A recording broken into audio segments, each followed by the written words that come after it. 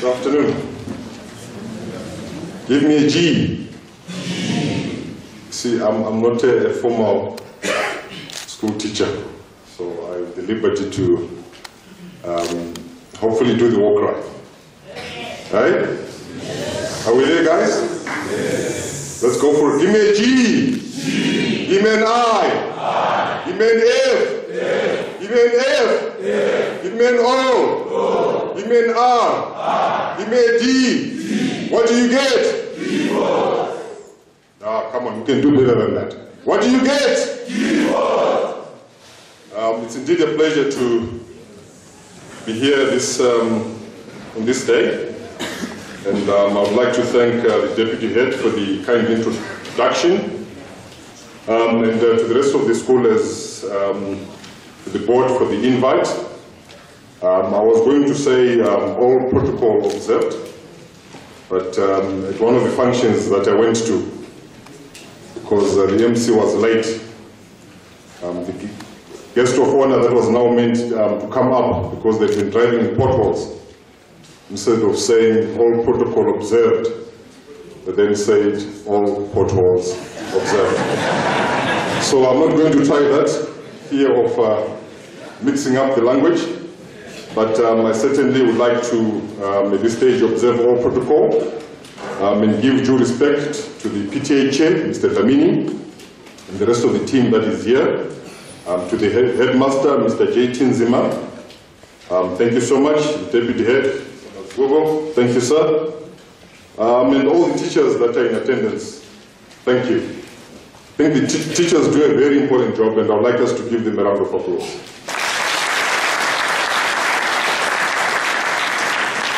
I think often we don't realize the value that they add to our lives until one day you're out of school, and you can actually look back and reflect and actually see the impact that these teachers certainly have on the life of the students, and in our, certainly whilst we're still students, they have a very huge impact.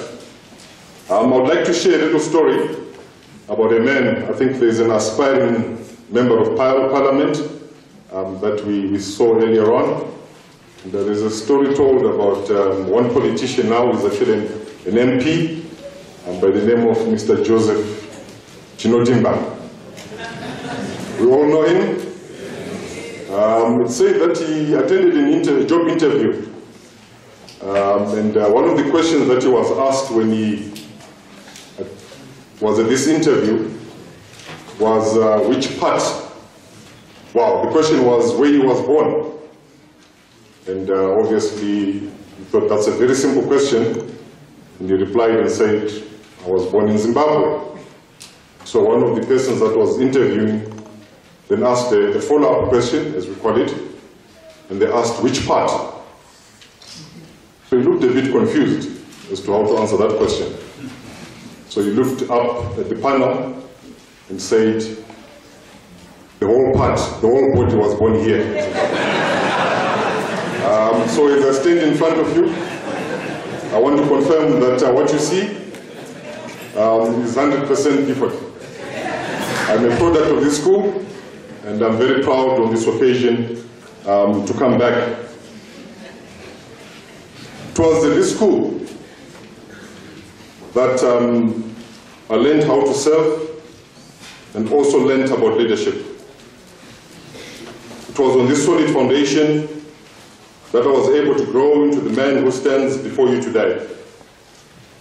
It is also a great honor to be able to come back and reconnect with my roots. Foundations or roots are underground, and often we do not see them. Unseen as they are very important, as everything is built on this foundation. I am sure we're all aware, or at least have read the parable in the Bible about the two men that were building houses. It is said that the one built on the rock, and that house was to stand, and that the other built his house on the sand, and unfortunately this house was destroyed. So as it stands, the one man passed the test and the other one failed. So it is indeed on this foundation that I received many years ago that I'm today able to stand in front of you and perhaps to share a few insights with my young brothers that are seated here, and certainly with the likes of Alexander and Dino that are about to venture into the big wide world, as we call it. You may be wondering, but yes, an introduction has been done, but who am I? I'm a husband now and a father of 2 kids. That's very important, obviously, for me. And secondly, I provide for my family through the work that I do for Power Cells. As you've heard earlier, Power Cells is a retail company that I'm going to take 2 minutes to market, because that's how I earn a living. You know, Power Cells is branches, more than 100 branches throughout Zimbabwe. And it's a business obviously targeted at people that are in the middle income range, and we're able to provide decent clothing and clothe the whole family, as we would say. So our motto there at Power Cells is the nation store, where your money buys you. Oh, thank you very much. Right.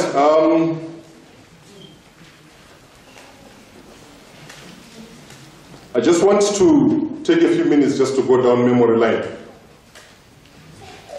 It was in 1985, January. I was dropped off at Russell House. That was going to become my home for a number of years.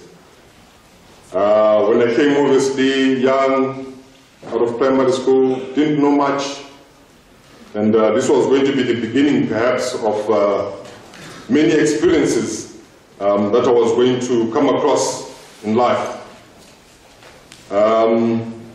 I think besides the academics that is on this side of the school, learning and being in the classroom, it was in the dining hall at an early age that I learned the art of barter trading. There's many deals there that will take place during each meal.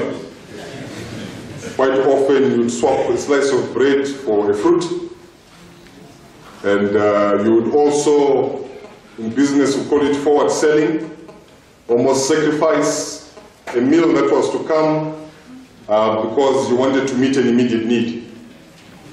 Very often we'd walk across to Walter's Bakery, maneuver, get a lot of favors, and virtually do anything that you wish to do. But also, very quickly, one lesson that I learned when I was in Form 1, living in the hostel, was that you needed to choose your business partners carefully. Because some guys, you do a deal, and maybe they're meant to give you fruit later on, but then they will start disappearing, or the fruit will not be delivered.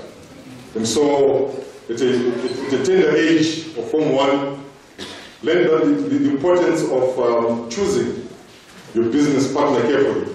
Otherwise, you do a deal and it would not be met.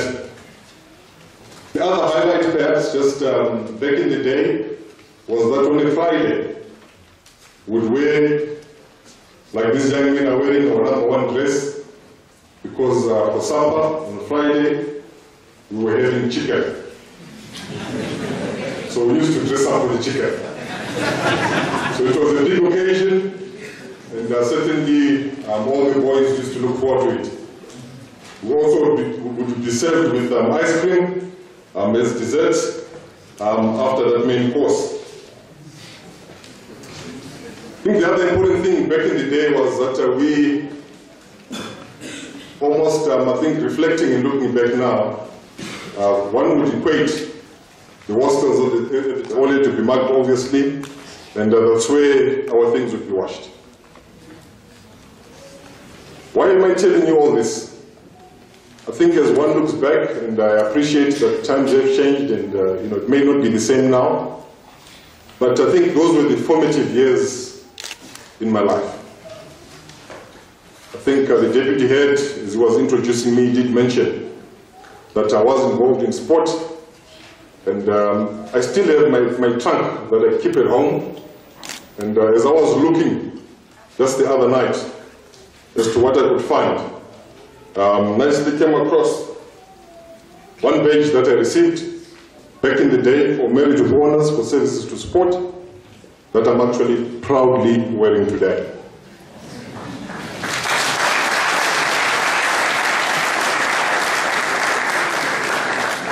I think we saw in the one drama earlier on that there was a young man that said, but you know, he couldn't make it in terms of the sport, etc. Unfortunately, I also couldn't make it into first team, so I always would play for second team. So I came up with a very clever idea. I decided that I would play for first team Scripture Union. There was very little competition, you see, so everybody that was in Scripture Union at that time was able to represent the school and certainly get involved. But again, reflecting back those particular days, I sit, I'm currently obviously in my current job position and in other places where I'm involved, and I always am proud to say that I learned to chair my first meeting at this particular school. It was actually through Scripture Union, because I served on the committee there, that I learned to be able to participate in a committee meeting. I'm able to sit today and participate in a business meeting, but the roots of that can be traced back to this particular institution. I think I have the benefit today of hindsight, having gone through the school, being involved in business, to be able to see perhaps and encourage some of the young men things perhaps today that you're involved in and they don't make sense. We all know that mathematics is very important. In business today, when you solve a problem, what do you apply? You apply the principles of mathematics. If you're solving an equation, you've got to break it down in stages until you find an answer. And that applies in business today, because one is confronted with situations where you're expected to solve a problem. And if you have to solve a problem, you've got to break it down. What caused the problem? Obviously, you must try and get to the cause so that you can come up with an answer that is going to solve that particular problem. So sometimes I believe we look at mathematics, it's not a subject that most of us enjoy, but I also want to tell you that in the years to come, that's a subject that you're going to be leaning on, referencing on, and you'll be able to apply that. It's not calculations per se, but it certainly is going to open up your world in being able to solve some of the problems and the challenges that you're going to come across. The other subject perhaps is history. We look at it, and some of us enjoy it, others think there's too much to read. But certainly as I reflect, I think we had a devotion earlier from the history teacher, a very passionate history teacher. And as I look back, how does that apply in business today? History is very important in business. Obviously at school we may focus on a bit of political history, but you can never run a business successfully and not be able to reference on the history. You want to know what you did last year at this time. We were hearing comparisons of the pass rate. That's historical information. So history allows you to look back, learn a few lessons, and how do you change to be able to move forward and come up with better plans. A clever person once said, life is understood backwards, but it is lived forward. Life is understood backwards. When you reflect back, you're able to understand a few things as to why they happened. but you then tailor that and use that to be able to look forward. And our theme for this particular prize giving is consolidating excellence. I think the motto of the school is very apt. Pink Orion, from here we arise. I think whilst it's a motto in the statement, it also poses a personal question to all the learners or the students that are here. From here, where are you going to arise to? From here, what is going to be your future? So whilst it's just a motto perhaps that we refer to, it certainly speaks to the future in terms of what we want to become. This school has certainly produced many successful, some of them are young men, some of them are now old, people that are out there. Out of this institution are doctors, are pilots, and there's also many business people that have come through this institution. And as I was chatting just to a few friends that I met through this particular school, I think the common thread was also to do with the motto, to say that this school prepared these men to be able to face the future in terms of where they are. So I want to encourage all the learners, all the students that are here, that I think we heard earlier on from the deputy head, life is what you make it.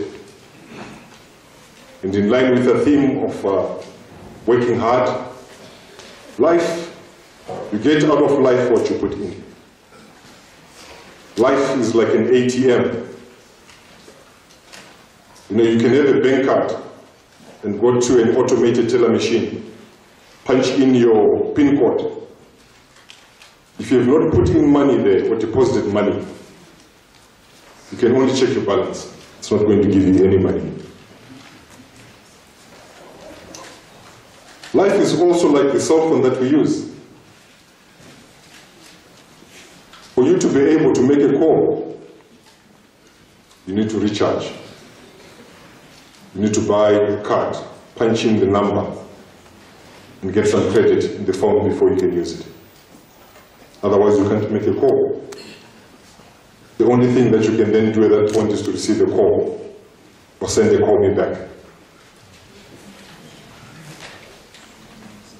So these are important years, and I obviously speak to the students that are here. You can be in Form 1 now, and you may think to yourself, but I still have 3 years, 4 years ahead of me. I want to encourage you to start today, to start now. The foundation is being prepared, and the difference is going to be seen many years from now. There's many things that we saw today that we're going to reap many years from now.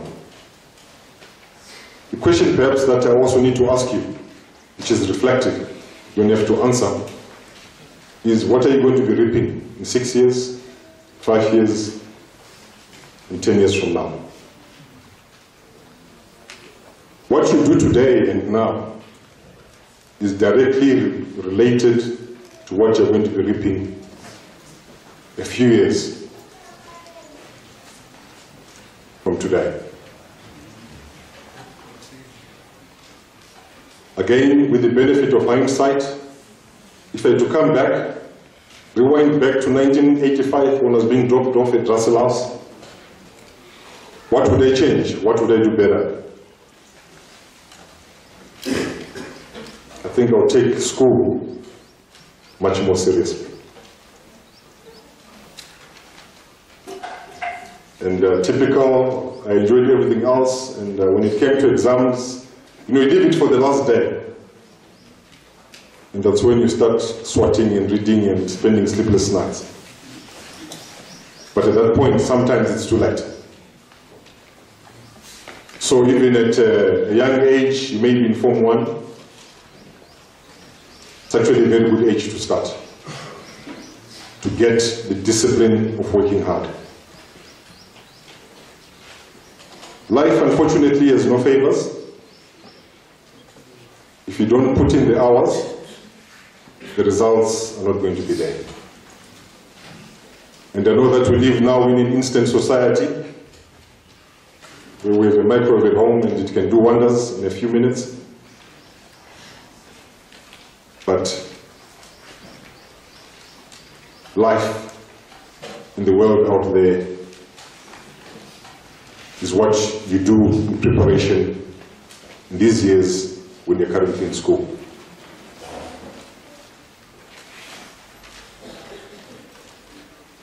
I want to tell you another little story by our friend Joseph Chinotimba. He decided the other day that he would go and raid the bank. So he takes his gun, points it at the teller, and he says to him, "Give me all the money, or else you're going to be geography." So the teller looks back and laughs and says, "You've got it wrong. Were you meaning to say history?" And the Honorable MP said, "No, don't change the subject."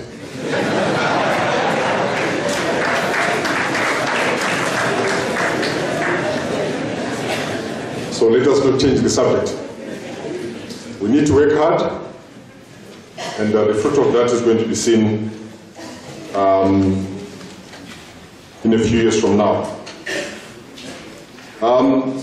Just as an example, anything in life, suppose it's easier in school because most of it is theory.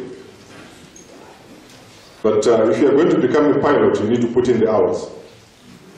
You are going to go through the theoretical training, but before you're allowed to fly on your own, we recommend at least about 10,000 hours. At that point, they then believe that you know what you're doing. To become a doctor, you're going to do your 6 years at school, but you also need to do another 6 years of college or university. To become a school teacher, you also need to put in an extra 4 or 5 years. So that's life. It's never going to come on a silver plate, and we certainly need to prepare ourselves to put in the hard work. I would like to quote from the book of Ecclesiastes, from chapter 9 and verses 10. It says, "Whatever your hands find to do, do it with your might, for there is no work or device or knowledge or wisdom in the grave where you're going." There's a writer called Miles Monroe, and he says, "The graveyard is the richest place on earth." The richest.